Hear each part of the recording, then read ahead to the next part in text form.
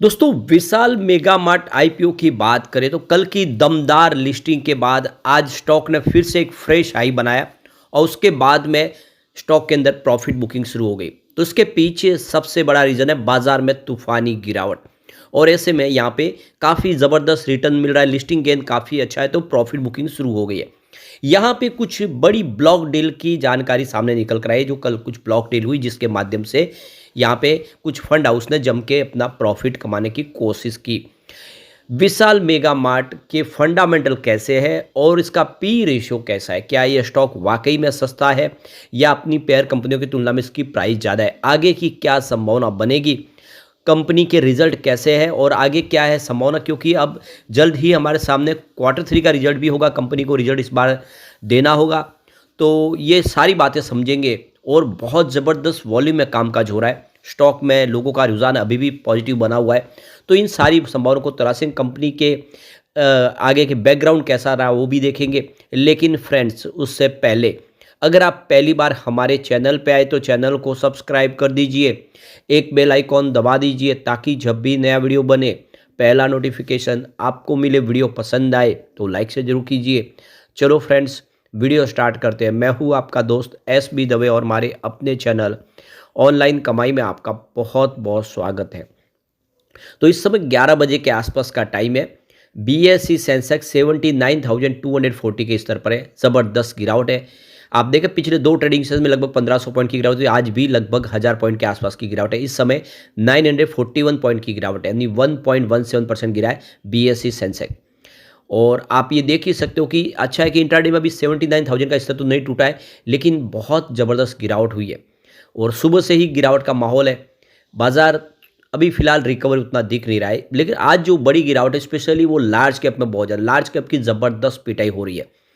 और नतीजा ये कि विशाल मेगा मार्ट ने भी एक फ्रेश हाई बना के स्टॉक में दबाव देखने को मिल रहा है। तो देख सकते हो कि स्टॉक की शुरुआत ही आज निगेटिव हुई 110 पर, क्लोजिंग कल 111 के आसपास थी, पर इंट्राडे में 114 का इसने हाई बनाया। वहाँ से आप देख सकते हो कि इसमें गिरावट शुरू हो गई और उसकी वजह से 106 का इसने लो बनाया। इस समय स्टॉक 108 के आसपास ट्रेड कर रहा है, जहाँ पे 2.98% की गिरावट है, यानी 3% के आसपास की गिरावट है। कल आप देख सकते हो कि 40% की प्रीमियम के साथ इसने लिस्टिंग दी थी और काफ़ी बेहतर किया था। अब वॉल्यूम इसका ज़बरदस्त है, आज देख सकते हो वॉल्यूम के मामले में नंबर 2 पे है और काफ़ी ज़बरदस्त वॉल्यूम में कामकाज हो रहा है। 2 दिन से लोगों का रुझान स्टॉक को लेकर भी बेहतर तो बना हुआ है और ये वॉल्यूम से समझ में आता है। जब किसी आईपीओ के अंदर इतने वॉल्यूम में कामकाज होता है तो लोग समझो उसको लेकर पॉजिटिव है। तो वोडाफोन के आइडिया के बाद नंबर 2 पे इस समय विशाल मेगा मार्ट के आईपीओ में वॉल्यूम हो रहा है। अब कल जो बल्क डील हुई, काफ़ी बड़ी डील हुई है, वॉल्यूम बढ़ने की वजह ये रही कि यहाँ पे देखो कि इरेज ब्रोकिंग सर्विस एलएलपी ने यहाँ पे बल्क डील के माध्यम से खरीदारी की थी। 108 रुपये प्राइस के आसपास देख सकते हो एक बड़ी परचेस की थी इन्होंने। उसके बाद आप देखते हो कि जीआरटी स्ट्रेटेजिक वेंचर्स लिमिटेड, इनकी भी यहाँ पे परचेस हुई है और ये जो बल्क डील के माध्यम से उन्होंने भी 108 रुपये समथिंग पैसे के ऊपर, आप देखें तो 80 पैसे के आसपास उन्होंने शेयर खरीदे हैं। इसके अलावा Nomura India investment fund, mother fund ने यहाँ पे बल्क डील के माध्यम से परचेस किए शेयर। इन्होंने 108 रुपये 30 पैसे की प्राइस से शेयर खरीदे। उसके बाद इरेज ब्रोकिंग सर्विस एलएलपी ने भी एक और खरीदारी की है बल्क डील के माध्यम से और ये 109 रुपये 70 पैसे के आसपास हुई है। तो यहाँ पे इरेज ब्रोकिंग की तरफ से दो बड़ी खरीदारी हुई, एक जीआरटी स्ट्रेटेजिक ने की और एक नोमुरा की तरफ से हुई। ये कल की ब्लॉक डील यानी बल्क डील की यहाँ पे संभावना बनी और ये कुछ डील हुई, परंतु इसमें से आप देख सकते हो कि 3 जो डील हुई वो इंट्राडे की ही थी। उन्होंने प्रॉफिट बुक कर लिया अपना इंट्राडे में ही ट्रेडिंग के माध्यम से।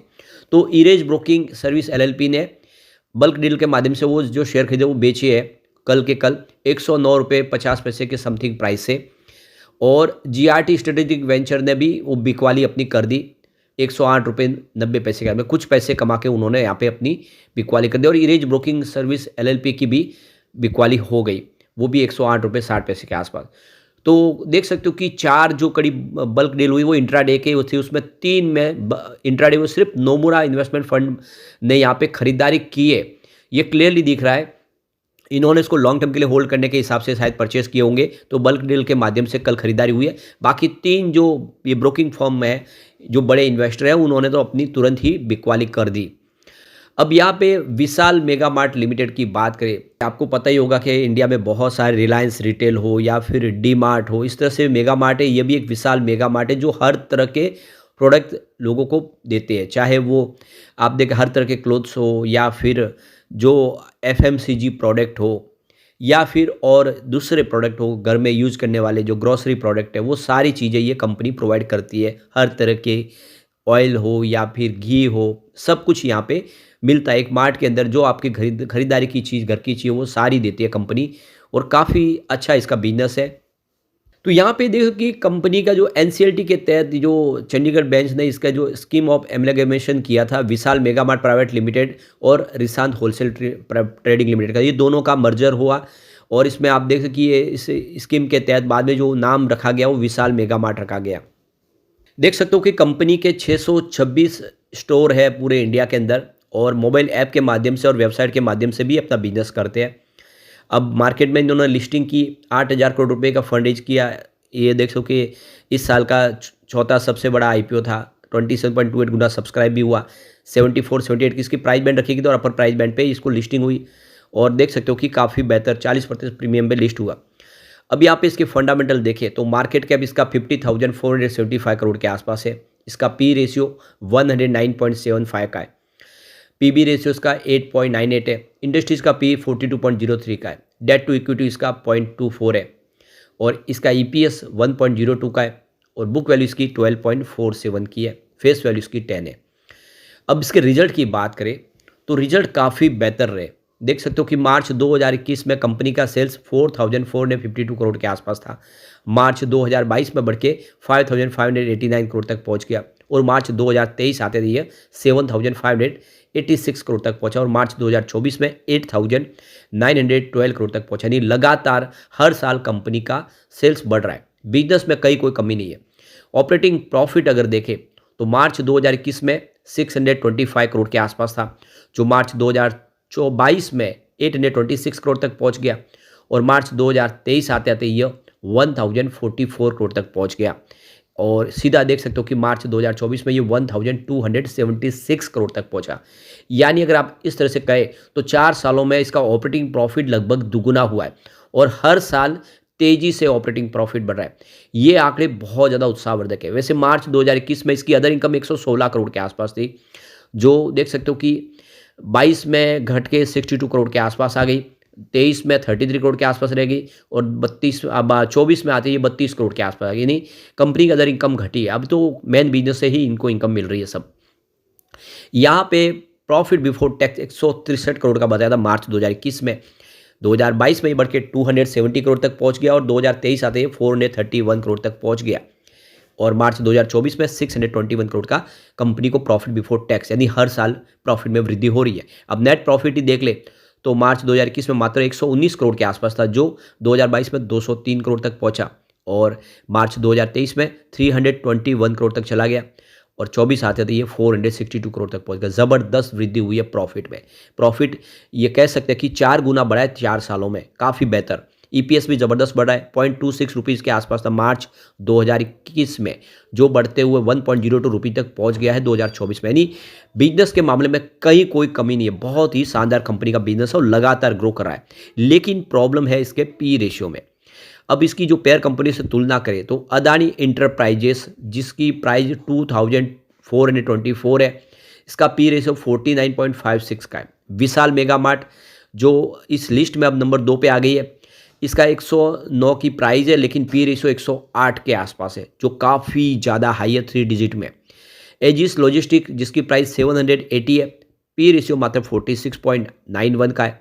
सेलो वर्ल्ड जिसकी प्राइस 787 है लेकिन पी रेशियो 51 का है और रेडिंगटन जिसकी प्राइस 208 है, पी रेशियो मात्र 14 का है।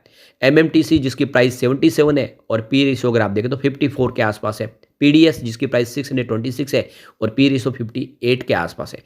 तो लबो लुआब ये है कि जितनी भी इसकी पेयर कंपनी है उसके पी रेशियो 50 के आसपास है, कहीं 45 है तो कहीं 55 है, ये आप क्लियरली देख सकते हो। लेकिन इसका पी रेशियो 108 का है, तो उस हिसाब से तो कह सकते हैं कि अभी शेयर ये महंगा है पी रेशियो के हिसाब से। यहाँ पे प्रमोटर ने अपनी होल्डिंग ट्रिम की है। ओएफएस था देख सकते हो कि 98.77% होल्डिंग थी, उसको ट्रिम करके 76.02% कर लिया है। OFS लाया गया था, फ्रेश शेयर जारी नहीं किए गए। FI ने यहाँ पे 4.55% की अपनी होल्डिंग बढ़ाई है।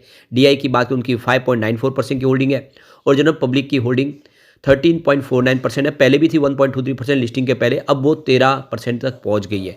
तो ये है इसकी संभावना। लेकिन कुल मिला के देख सकते हो कि एक लंबी रेस का घोड़ा दिख रहा है, क्योंकि इस सेक्टर से संबंधित कंपनियों का जो बिजनेस है वो लगातार ग्रो कर रहा है। तो ये भी आने वाले समय बेहतर है, क्योंकि हर साल इसका प्रॉफिट रिवेन्यू बढ़ रहा है। लेकिन फ्रेंड्स, कोई भी इन्वेस्टमेंट करने से पहले अपने फाइनेंशियल एडवाइजर से एडवाइस ले ले या अपना खुद का रिसर्च करें, क्योंकि मैंने वीडियो आपके एजुकेशनल पर्पज के लिए ही बनाया। वीडियो पसंद आए तो लाइक शेयर जरूर कीजिए और चैनल को सब्सक्राइब कर दीजिए। Thank you friends.